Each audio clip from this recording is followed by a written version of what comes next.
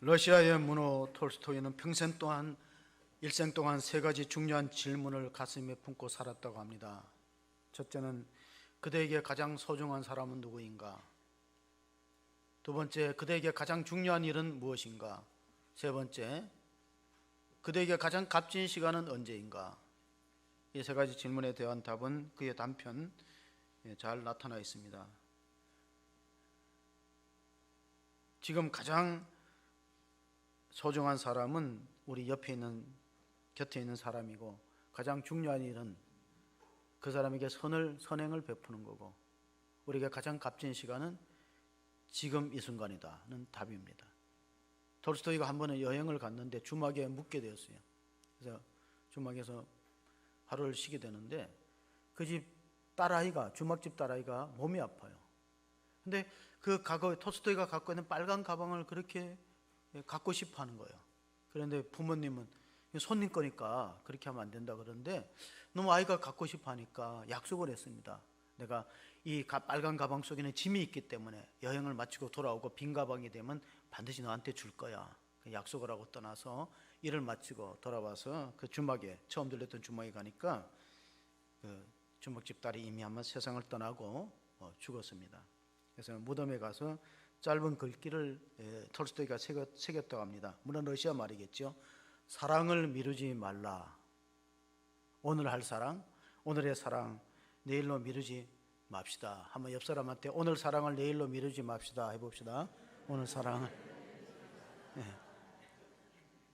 왜냐하면 우리가 사랑하고 용서할 대상이 내일에 꼭 있다는 보장이 없기 때문에 그렇습니다.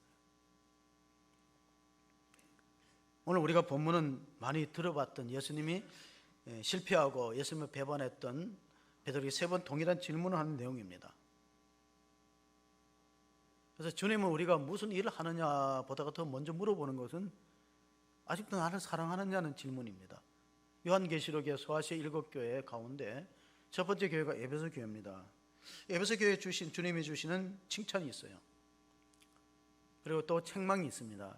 그게 계시록 2장 3절 4절에 다 드러나 있습니다. 내가 참고 내 이름을 위하여 견디고 게으르지 아니한 것을 아노라, 칭찬이죠. 그런데 너를 책망할 것이 있나니 너희 처음 사랑을 버렸느니라.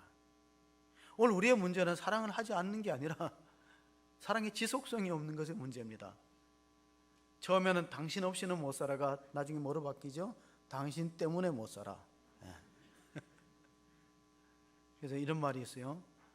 시집간 딸은 아직도 그대는 내 사랑, 장가간 아들은 희미한 옛사랑의 그림자다. 그런 말이 있어요. 그리고 며느리는 아직도 가까이 하기에는 너무나 먼 당신이다. 요즘에는 아파트 이름을 지을 때 대우 삼성 안 하고 타워 팰리스, 롯데캐슬, 하이페리온, 어려운 이름을 짓는 이유를 아시죠? 시어머니가 못 찾아오게 하기 위해서 이름을 영어로 어렵게 지어야 못 온다고 합니다. 문제는 뭡니까? 인간의 사랑은, 이런 모든 인간의 사랑은 조건적이에요. 무엇 때문에, 영어로 쓴다면 because of의 사랑인데, 하나님이 우리를 사랑하시는 사랑은요, in spite of라는 단어를 써요. 그럼에도 불구하고, 우리가 실수함에도 불구하고, 우리가 죄인임에도 불구하고. 로마서 5장 8절에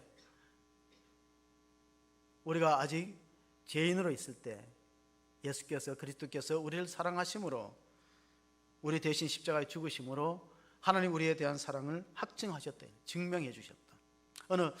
우리 한국 사람이 미국에 가서 이제 영어를 학습을 하는데, 이제 수업 시간에 심리학 과목을 듣는데, 이게 영어를 익숙하지 못하니까 수업 듣는 게 너무 힘드는데, 교수 이름이 그 금발의 제니라는 교수가 심리학 그 수업에 들어와서 이런 질문을 했대요.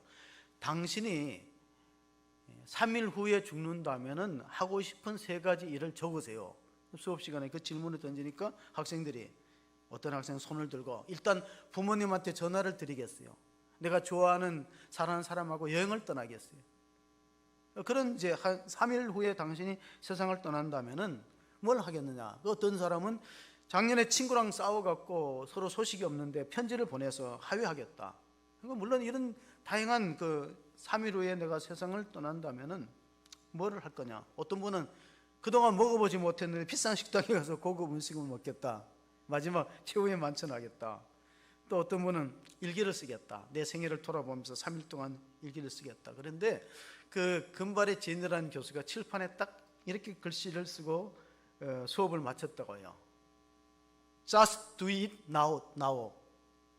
지금 하세요. 왜 그거를 자꾸 그 임박해서 하냐고. 지금 Just do it now는 지금 하세요. 우리 자꾸 미루는 습관이 있어요.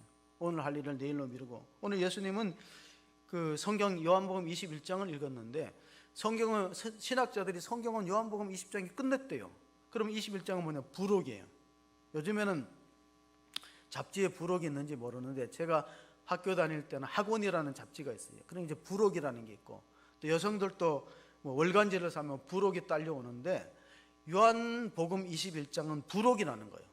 이미 아마 요한복음 20장의 기록 목적이나 성경이 끝났는데 다시 적었어요. 1절 2절을 보시면은 예수님이 그 제자를 찾아가는 장면입니다.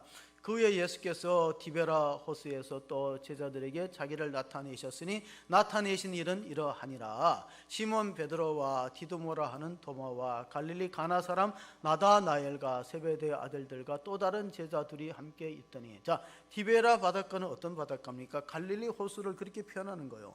구약 성경에는 긴네렛 호수라고 했고, 디베라라는 것은 디베리우스 황제를 높이기 위해서 이 헤롯 안디바가 그 디베리우스 황제 이름을 빌려서 디베라 바닷가도 했지만, 우리에게 알려지는 것은 갈릴리 바다입니다. 거기에 고기잡이하러 갑니다. 베드로와 또 세베대의 두 아들, 거기 보면 나다나일이라고 나와 있는 바돌로메, 이런 제자들 7명이 갑니다. 왜 갔을까요? 물론 이제 그들의 생업의 수단이 이 고기 잡아서 생활비를 벌으니까 그것 때문에 갔겠지만은, 또 하나는 많은 사람들이 베드로가 자격지심으로 갔을 거다. 왜? 내가 무슨 사도의 자격이 있는가? 예수님을 3번이나 모른다고 부인했으니까 그냥 송충이는 솔잎을 먹고 살아야 돼. 나는 이 고기 잡는 게 천직이야. 그러니까 주님의 제자로서 떳떳이 나설 수 없다는 그런 자격지심에 가서 고기를 잡았을 것이라고 해석하는 사람들이 있습니다. 6절 7절 보면은 그 디베라 바닷가 예수님이 찾아갑니다. 이르시되 그물을 배 오른편에 던지라, 그리하면 잡으리라 하시니 이에 던졌더니 물고기가 많아 그물을 들 수 없더라. 예수께서 사랑하시는 그 제자가 베드로에게 이르되 주님이시라 하시니 시몬 베드로가 벗고 있다가 주님이라 하는 말을 듣고 겉옷을 드러낸 후에 바다로 뛰어내리더라. 중국의 유명한 복음 전도자 워치만니는 이 본문을 해석하기를, 영적으로 예민한 사람은 사도 요한이다. 여기 그 사랑하는 제자는 오늘 성경을 기록한 사도 요한이에요. 제자. 그런데 행동을 하는 사람은 베드로예요. 베드로는 즉시 예수님이라는 소리를 들으니까 벗고 있던 겉옷을 걸치고 그냥 바다를 질주하는 거예요. 행동하는. 행동이 빠른 사람은 베드로였고, 사색이, 그래서 정적으로 예민해서 주님을 가장 먼저 알아본 사람은 그 사랑하시는 요한이, 자기가 성경을 기록하면서 자기 이름을 쓰기 어려우니까 그 사랑하시는 제자, 그 제자가 바로 성경 기록자다 하는 걸 볼 수 있습니다. 자, 이 베드로에게 있어서는 이 3년 전의 사건이 기억납니다. 배 오른편에다가 그물을 던져서 고기를 잡으라 그랬잖아요. 그런데 처음 만났을 때, 누가복음에 보면 예수님이 처음 만났을 때는 깊은 데 갔다가 고기 그물을 내리라는 말씀이 있어요. 3년 전의 일이 생각납니다. 시몬이 대답하여 이르되 선생님, 우리들이 밤이 새도록 수고하였으되 잡은 것이 없지만은 말씀에 의지하여 내가 그물을 내리리다 하고, 그렇게 하니 고기를 잡은 것이 심히 많아 그물이 찢어지는지라. 주님의 첫사랑이 기억나는 거예요. 처음 만났던 장면. 그 갈릴리, 같은 갈릴리 바다거든요. 거기에는 오늘 그 누가복음에는 긴네사렛이라고 나오는데 똑같은 바다예요.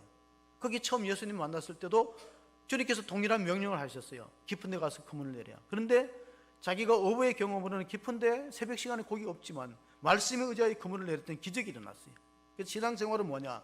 내 생각을 버리고 말씀에 순종하는 것이 신앙의 첫걸음이다. 그랬더니 어떤 결과가 있습니까? 놀라운 일이 생겼습니다. 11절에 보면은 고기가 가득 잡혔어요. 누가복음에도 동일한 현상이 나타났습니다. 시몬 베드로가 올라가 그물을 육지에 끌어올리니 가득히 찬 큰 물고기가 153마리라 이같이 많으니 그물이 찢어지지 아니하였더라. 누가복음에 보면 2배를 가득 잠기고도 남았다는 거예요. 말씀에 순종했더니 현실의 문제가 해결된 거예요. 153마리. 여러분 153 하면 생각나는 게 있죠? 뭐죠? 네, 모나미예요.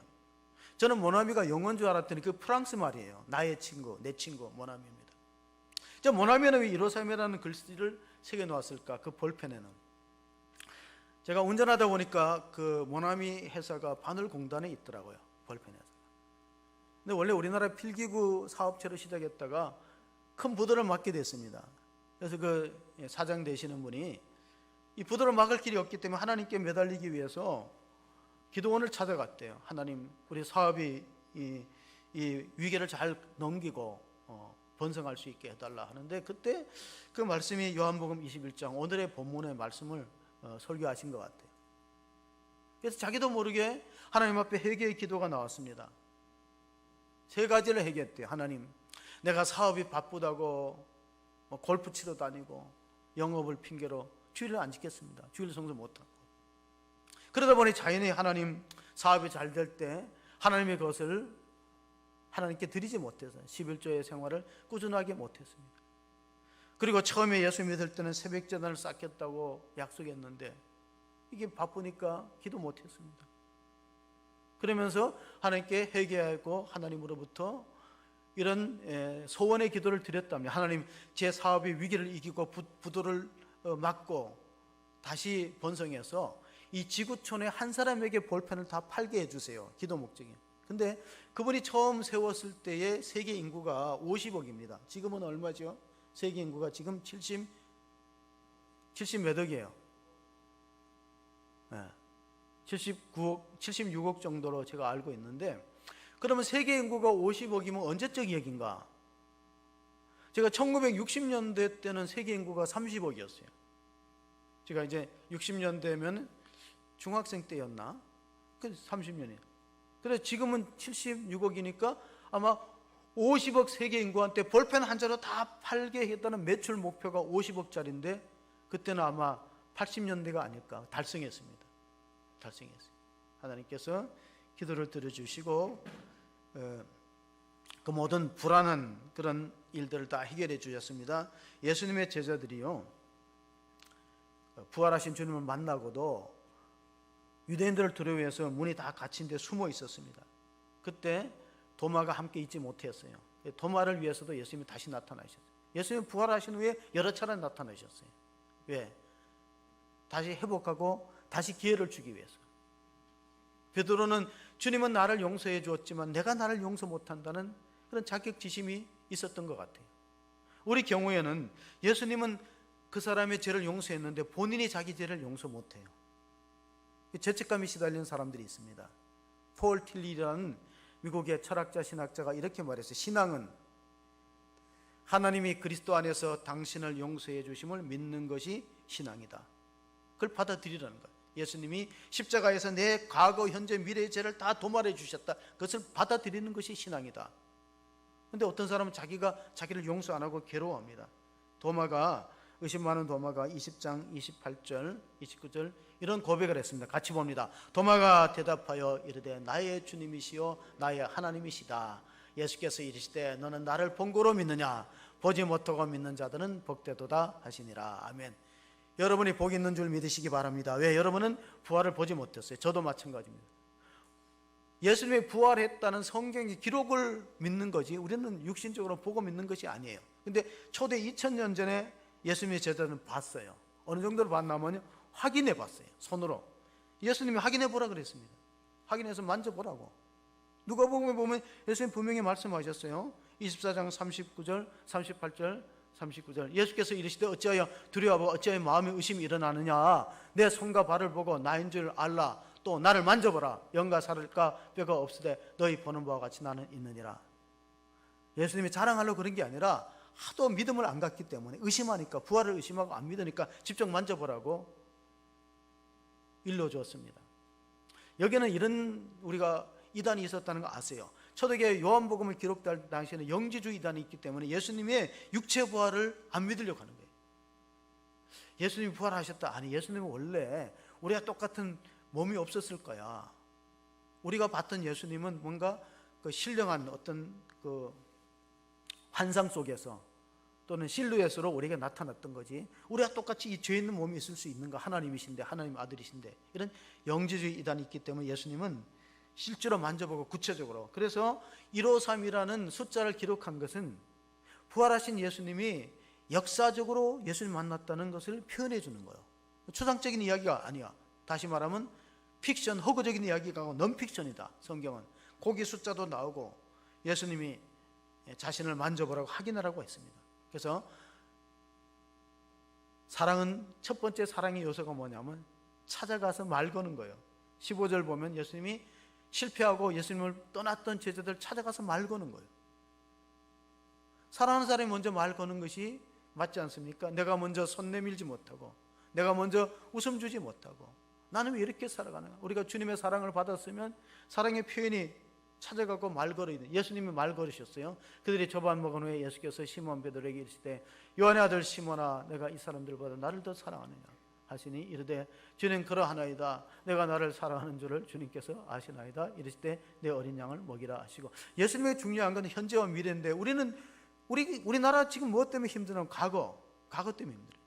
우리 예수님은 현재와 미래가 중요한데 우리 신앙생활 왜 힘드냐? 과거 나한테 상처 준 사람. 근데 예수님은 상처를 많이 받으셨고 제자들의 배신도 경험했지. 예수님 12제자를 양육했는데 한 사람은 은 30냥에 예수님 팔았으니까 배신자지요. 또 한 사람은 그렇게 믿었던 수제자는 예수님을 3번 모른다고 부인하고, 그럼 배반이요. 배반이 나쁜 거예요? 배신이 나쁜? 저는 볼 때 배신이 더 나쁜 것 같아요. 배신.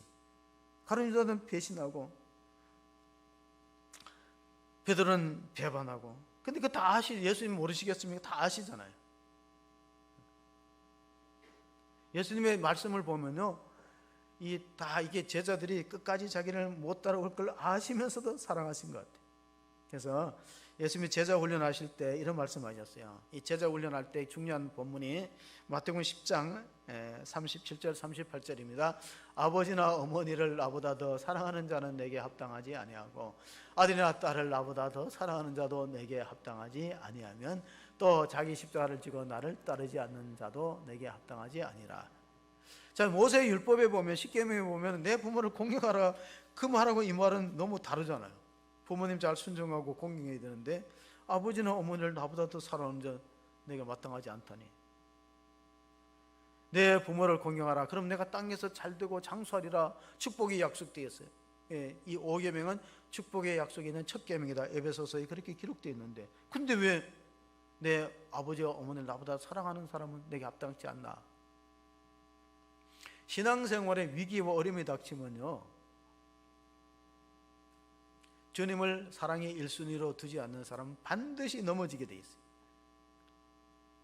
반드시 넘어지게 돼 있어요. 아마 우리가 이런 상상을 해볼 수 있어요. 우리가 2000년 전으로 돌아와서 로마가 막 기독교인을 박해하고 감옥에 가두고 매질하고 심지어는 죽이고 이럴 때 믿음이 좋은 사람이 있었어요. 그런데 부모에게 너무나 효자예요. 자식들을, 처자식을 사랑해요. 주님도 사랑해요. 근데 마음에 갈등이 안 생길까요? 만약에 아내가 이런 말을 했다면 아마 순교의 길을 포기했을 거예요. 여보, 당신은 믿음이 좋아갖고 당신 혼자 순교하고 그러면 하늘의 상도 받고 믿음이 좋지만 우리는 어떻게 할 거야? 이러면 마음이 약해지지 않겠어요? 그래서 이 말씀 하시는 거예요. 처자식을 사랑하지 말라는 뜻이 아니에요. 예수님이 사랑의 1순위가 안 되면은 반드시 시험이 오고 신앙이 실족하고 넘어질 때가 오는 거예요. 요한복음 13장 1절 2절 한번 보십시다. 6월절 전에 예수께서 자기가 세상을 떠나 아버지께로 돌아가실 때가 이런 줄 아시고 세상에 있는 자기 사람들을 사랑하실 때 끝까지 사랑하시니라. 마귀가 벌써 시몬의 아들 가룟 유다의 마음에 예수를 팔려는 생각을 넣었더라. 우리는 예수님의 마음을 헤아리지 못했는데 주님은 우리 머릿속을 다 보는 거예요. 아, 팔 애가 있구나. 여기 한 사람은 날 팔고 아마 마귀가 생각을 집어넣었구나. 그럼 물리쳐야 되는데 마귀의 생각에 사로잡혀 있는 겁니다. 종교개혁자, 독일의 종교개혁자 마틴 루터가 1517년에 종교개혁을 일으켰어요. 그래서 그때로부터 우리는 천주교와 개신교라는 같은 기독교 안에서 구교와 신교가 갈라지는 겁니다.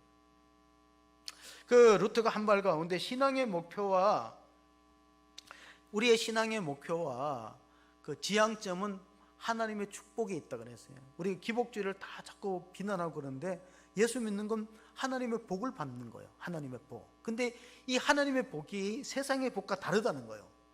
세상의 복은 가시적이고 물질적이고 현세적이에요. 그렇잖아요. 세상의 사람들이 추구하는 복은 눈에 보이는 가시적이고 물질적이고 현세적인 복인데, 하나님이 우리에게 주시는 약속한 복은 좀 달라요. 불가시적인, 눈에 안 보여. 불가시적이고 신령한 영적인, 물질적인 영적인 것이고 내세적인 거예요. 그 우리가 둘 다 필요하지 않겠습니까? 우리가 이 땅에 필요한, 이 땅에 살아갈 때 필요한 복이 있는데, 하나님의 궁극적인 축복은 뭐냐? 눈에 보이지 않고 영적이고 내세적인데, 그 복이 마틴 루터가 주장하기로는 이런 복이에요. 모든 사람은 죄와 사망과 사탄의 지배를 받는다는 거예요. 그 우리가 원하지 않아도 알게 모르게 죄짓게 되잖아요. 그리고 죄가 쌓이면 죄의 삭은 사망이다. 로마서 6장 23절에 죄의 결과는. 그리고 그 사망의 세력을 누가 잡고 있냐면 사탄이 잡고 있거든. 마귀가 우리를 두려움으로 주고. 그런데 진짜 복 있는 사람은 여기서 벗어나서 하나님의 나라에 들어서 영생을 취하는 사람이 복 있다는 거예요. 이게 신앙생활의 목표라는 거예요. 자, 죄와 사망과 사탄의 지배에서 벗어나서 하나님의 나라 안에서 하나님 나라에 들어 천국 들어가서 영생을 누리는 사람이 복 있다는 거예요. 그러면은 마귀가 우리로 하여금 그렇게 쉽게 나가게 하겠나 이거죠. 그런 좋은 것을 우리에게 허용하겠나? 방해하겠죠. 방해하는 거예요. 넘어뜨리는 거예요. 누가복음 22장 31절 보면 예수님이 베드로에게 부탁한 말이에요. 시몬아 시몬아 보라, 사탄이 너를 밀가부로 하려고 요구하였으나 내가 32절에 그러나 내가 너를 위하여 내 믿음이 떨어지지 않기를 기도하였느니 너는 돌이킨 후에 내 형제를 굳게 하라. 이 말씀 속에서 이미 예수님을 부인할 것을 암시하고 다시 회개하고 하나님이 다시 사명을 불러일으켜서 교회를 잘 돌보고 내 형제를 굳게 하라, 그 말씀이었어요.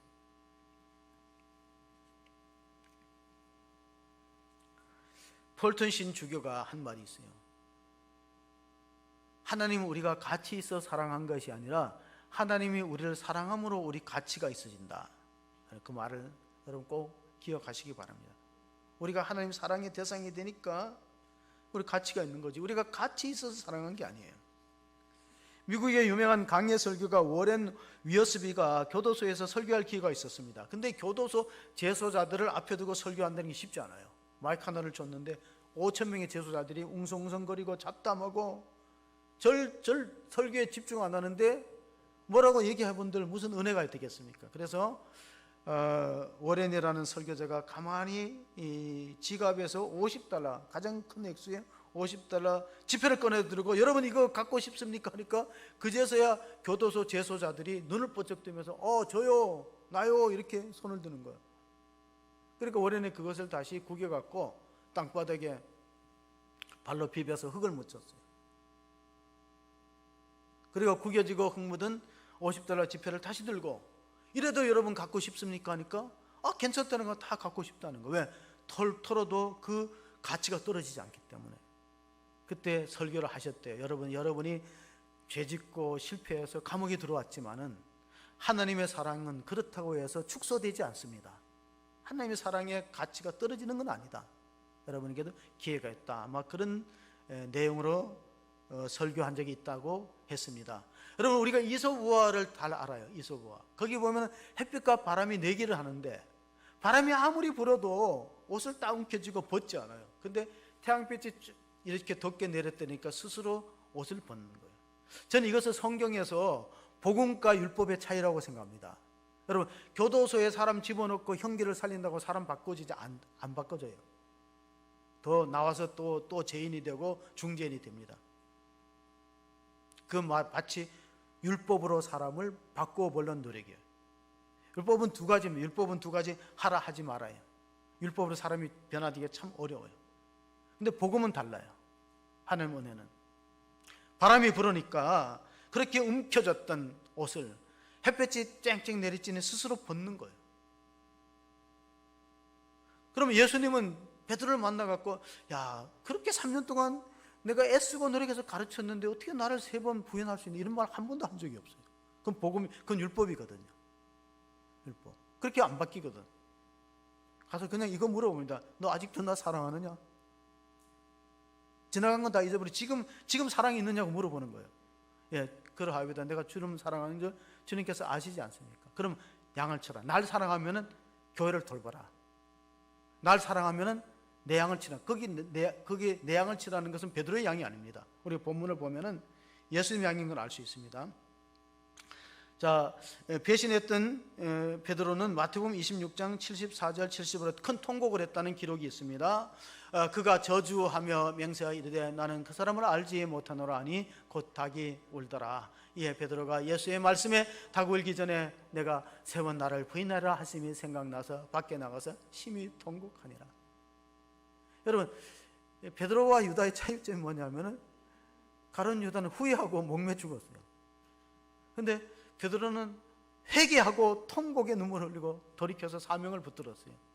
여러분은 어디에 속합니까? 우리는 다 실수하고 넘어지는 사람들이. 하나님 끊임없이 우리 사랑하시고 우리가 바뀌기를 바라고 다시 기회를 주는 분이. 사랑이라는 것은 먼저 찾아가는 거고 먼저 말하는 거고 상대방의 필요를 채워주는 거예요. 17절에 보면은 동일한 3번째 질문을 합니다. 똑같은 질문을 합니다. 3번째 이르되 요한의 아들 시몬아 내가 나를 사랑하느냐 하시니 주께서 3번째 나를 사랑하느냐 하심으로 베드로가 근심하여 이르되 주님 모든 것을 아시오매 내가 주님을 사랑하는 줄을 주께서 아시나이다. 예수께서 이르시되 내 양을 먹이라. 동일한 질문을 왜 3번 했냐면 조금 전에 들었죠. 베드로가 저주하며 3번 모른다고 부인했기 때문에 과거의 실패와 상처를 만회하기 위한 거예요. 너 그거 너무 마음에 두지 말라. 과거에 3번 나를 모른다고 저주하면서 주님이라고 불렀다가 그 사람이라고 바꿔버렸어요. 이게 우리의 모습입니다. 전에는 주는 그리스도시여 살아계신 하나님의 아들이라고 했다가 지금 자기가 위기와 궁지에 몰리니까 그 사람 나 몰라. 오늘 우리의 정치 현실이 그렇습니다. 예수님은 나를 사랑하면 내 양을 먹이라. 내 양이라 그랬지 베드로의 양이 아니에요. 산모가 아기를 가지면은 음식을 골고루 먹고 잘 영양을 섭취해야 줄 수 있는 아이에게 줄 수 있는 젖이 많이 나오게 되어 있습니다. 예수님이 왜 내 양을 먹이라고 사명을 묻기 전에 자꾸 사랑을 물어보나 하면 그 이유가 바로 그거예요. 주님과 나와의 관계가 밀접하고 내가 주님으로부터 사랑을 공급받아야 양을 먹이지. 내가 메말라서 먹지 않아갖고 영적으로 양식을 먹지 않아서 핍절된 상태에서 젖이 나오겠습니까? 똑같은 이치입니다. 그래서 목회자가 행복해야 되고 사모가 평안해야 교회가 평안한 거예요. 그럼 우리를 위하라는 게 아니에요. 목자가 먼저 하나님의 은혜 속에 있을 때 성도들에게 줄 게 있지. 젖이 다 메말라 버리면 무엇을 주겠습니까?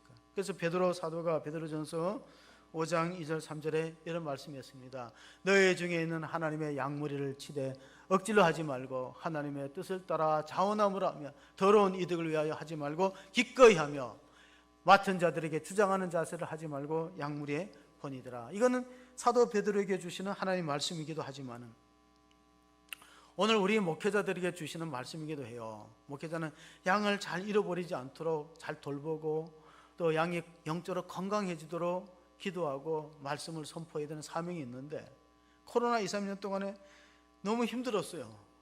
이 방역당국도 행정에서 사람들이 나오지. 그러니 이러지도 못하고 저러지 마음속으로 얼마나 힘들고 이러다 보면 양을 놓치지 않나 하는 조바심이 있었다는 걸 여러분이 아셔야 돼요. 이러다가 양을 잃어버리면 주님으로부터 책망을 받는데 왜 너는 내게 맡겼잖아. 오늘 베드로에게 주님이 신실하게 맡겼잖아요. 내 양을 먹이고 기르고 치라 그랬는데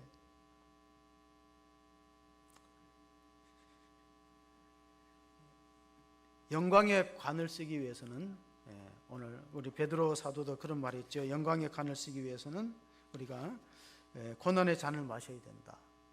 No cross, no crown. 십자가 없이는 면류관이 없다. 그래서 사도 요한은 베드로의 운명에 대해서 기록했습니다. 만약에 요한복음 20장에만 끝나고 21장이 없으면 우리는 예수님을 배반했던 베드로는 어떻게 살았을까 궁금하지 않을까요? 이야기의 끝이. 뭐 가룟 유다는 목을 메어 최후를 마쳤다고 하는데 그럼 베드로는 어떻게 살았을까? 그리고 어떻게 죽었을까 궁금한데 사도 요한이 다 적어놨어요.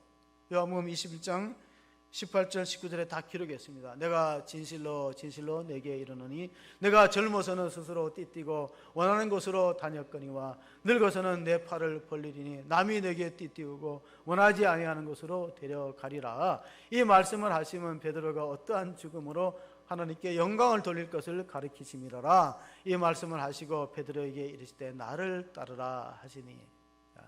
이 사랑은 뭐냐? 본이 되어주는 겁니다. 부모가 자식을 사랑하면은 신앙이 본이 돼. 나를 따르라. 사랑은 먼저 찾아가는 것이다. 사랑은 말을 걸어주는 것이다.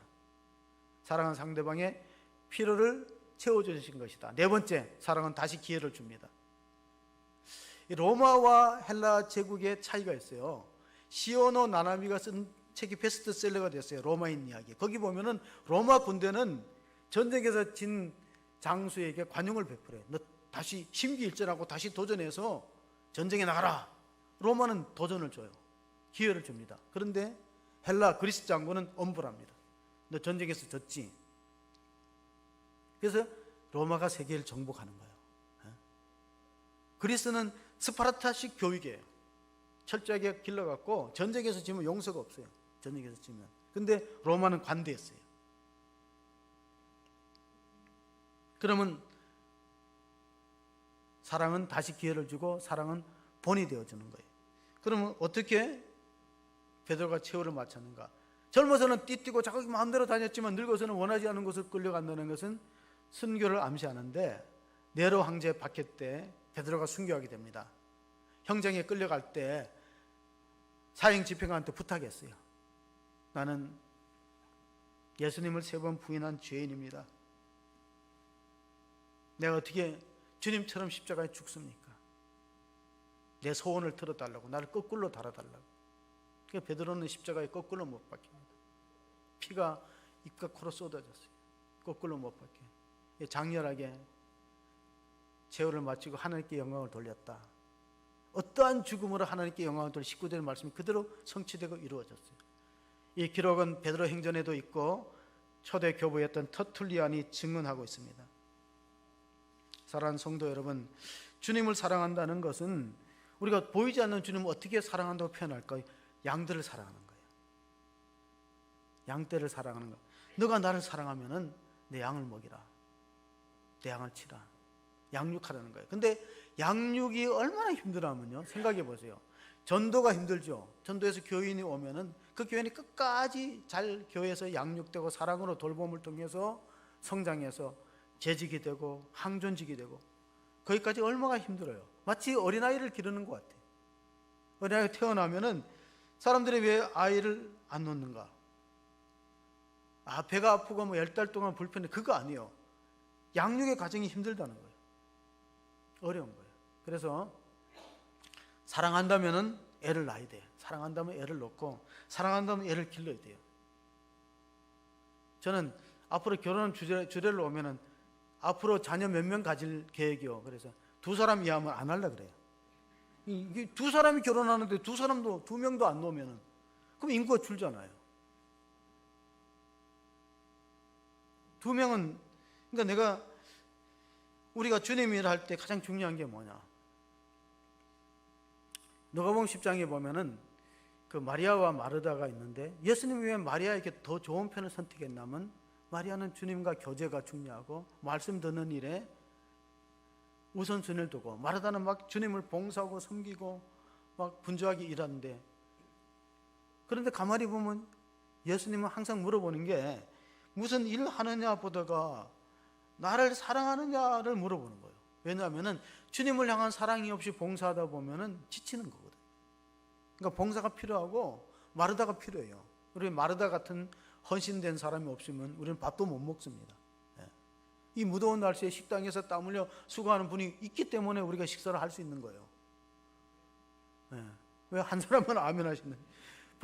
밥 드시는 분은 아멘 안 하시고 안 드시는 분이 아멘은 신기한 일입니다.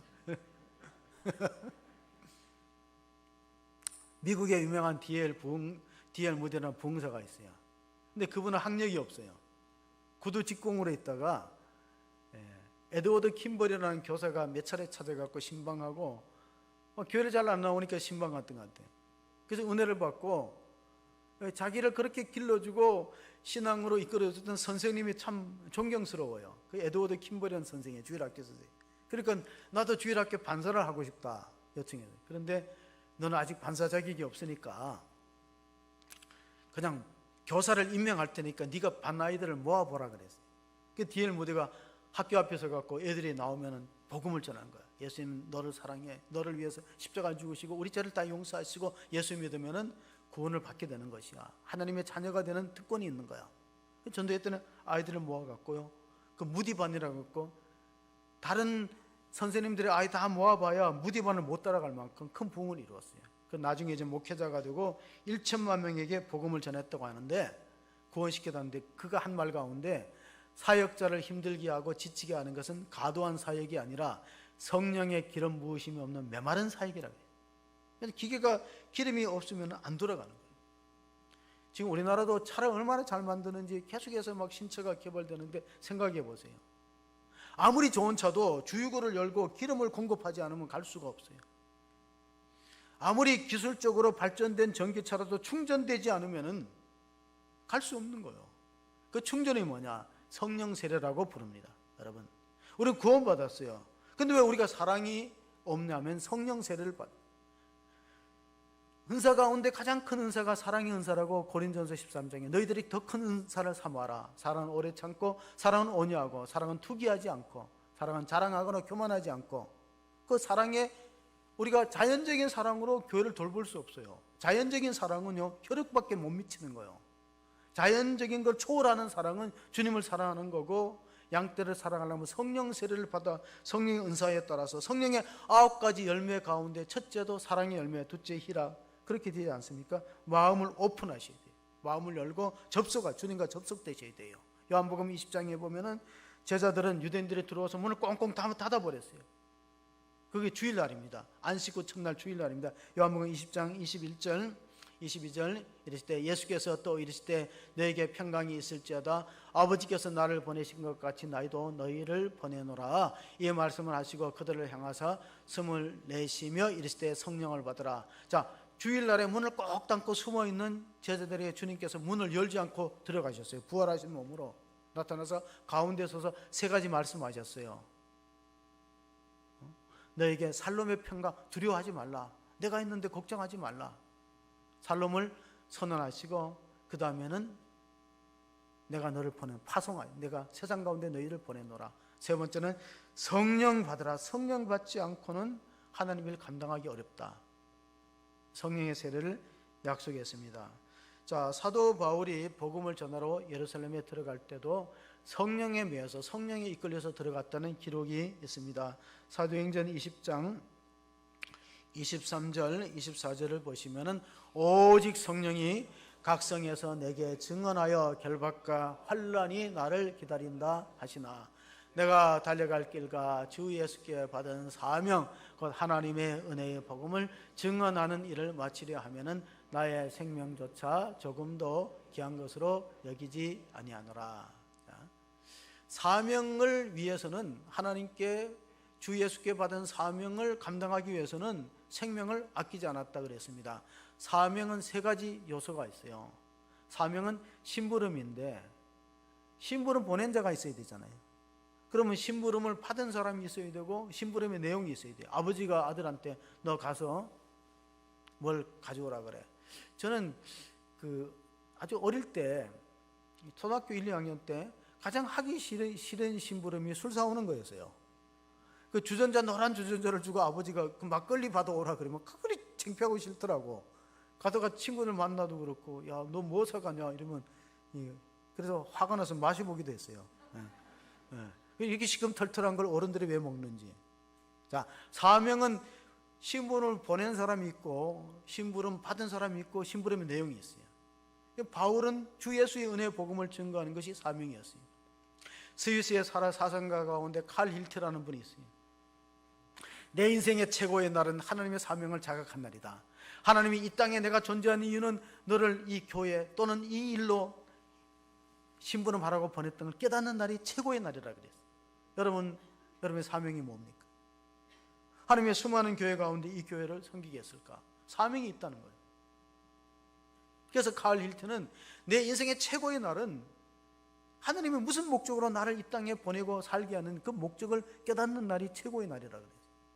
그리고 우리가 이 세상을 마감하고 하나님에 섰을 때 하나님은 딱 두 가지를 질문합니다. 여러 가지 질문 안 합니다. 내가 너한테 심부름 맡긴 사명을 감당하고 왔느냐? 그 다음에 내가 너한테 관계되던 사람을 사랑하고 왔느냐? 두 가지를 물어보는 거예요. 너가 얼만큼 높은 자리에 올라갔고 돈을 얼마나 많이 벌고 얼마나 성공했느냐 그런 거 물어보지 않습니다. 20세기의 천재 물리학자 아인슈타인이 성공하는 사람이 되려고 하지 말고 가치 있는 사람이 되려고 하라 그랬어요. 가치, 존재가치. 우리 존재가치는 사명을 감당할 때 존재가치가 올라가는 거예요. 이 마이크의 가치는 소리를 증폭시키는 자기 역할을 해야 되는 거예요. 그러면 우리의 사명이 뭡니까? 사명을 감당하고 주님 앞에 선다면 칭찬이 있는 거죠. 착하고 충성된 종아, 내가 적은 일에 충성했으니 큰 것을 맡기리라. 요즘에 이제 이순신 장군 영화가 시작되었어요. 한번 보시기를 바라고, 그 한산의 영화를 보면은 1592년도에 임진왜란이 일어났을 때 우리 대왕께서는, 선조께서는 의주로 피난을 갔어요. 그리고 외적들이 쳐들어오는데 저기 부산 또 전라도를 쳐들어와서 한양까지 가는데 18일밖에 안 걸렸어요. 파죽지수로 우리나라는 관군들이 그렇게 약하는지 그냥 밀고 들어가서 선조를 체포하려고 했는데 한번 피난 가버렸죠. 근데 이제 바다에 계속 외적들이 오니까 이제 이순신 장군이 거북선을 만들어서 대적을 하는데 일본이 알지 못했던 게 세 가지 있었어요. 거북선의 존재와 이순신의 존재와 의병들의 존재를 몰랐어요. 일본은 막부시대에 전쟁을 많이 했기 때문에 무사들이 싸움을 잘해요. 그런데 평민들은 절대 전쟁에 가담 안 해요. 근데 우리나라는 의병이 일어났거든. 내 땅을 내가 지키고 내 가족을 지킨다는 의병의 존재를 몰랐어요. 또 하나 이순신의 존재를 몰랐어요. 거북선. 그래서 우리나라를 지키는 것은 왕이나 집권자들이 지킨 게 아니고 이름 없는 평민들, 참 나라를 사랑하는 그 이순신 장군이 사명이 뭡니까? 자기의 사명은 외적으로부터 조선을 지키는 것이 사명이다. 사명을 감당하면 사람이 죽게 됩니다. 존 웨슬러라는 영국의 복음 전도자가 사명이 있는 사람은, 하나님으로부터 심부름 받은 사람은 심부름 완성하기까지 안 죽어요. 혹시 여러분 사명을 놓았습니까? 위험합니다. 사명이 있는 자는 사명이 있을 때까지 절대 하나님이 부르지 않아요.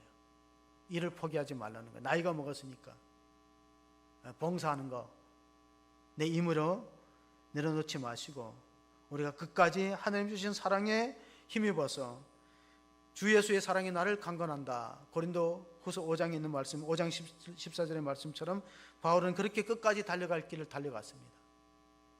마지막으로 읽을 성경이 로마서 8장 35절 37절입니다. 마지막으로 우리가 읽어보겠습니다. 누가 우리를 그리스도의 사랑에서 끊으리요? 환난이나 공고나 박해나 기근이나 적신이나 위험이나 칼이냐? 기록된 바 우리가 종일 위하여 죽임을 당하게 되며 도살당할 양같이 여김을 받았나이다 함과 같으니라. 그러나 이 모든 일에 우리를 사랑하시는 이로 말미암아 우리가 넉넉히 이기느니라. 아멘. 사랑이 있는 사람은 신앙에서 승리할 수 있습니다. 사랑이 있는 사람은 고난에서 이겨낼 수 있습니다. 사랑이 있는 사람은 사명을 감당할 수 있습니다. 정명훈이라는 지휘자가 한 말입니다. 우리나라의 세계적인 지휘자 가운데 정명훈이라는 사람이 있어요. 피아노는 80%가 연습으로 되고 마지막 100%는 피아노를 사랑하는 거라 그랬어요. 80%는 연습으로 커버가 되는데 100% 완성하려면 피아노를 사랑해야 돼요.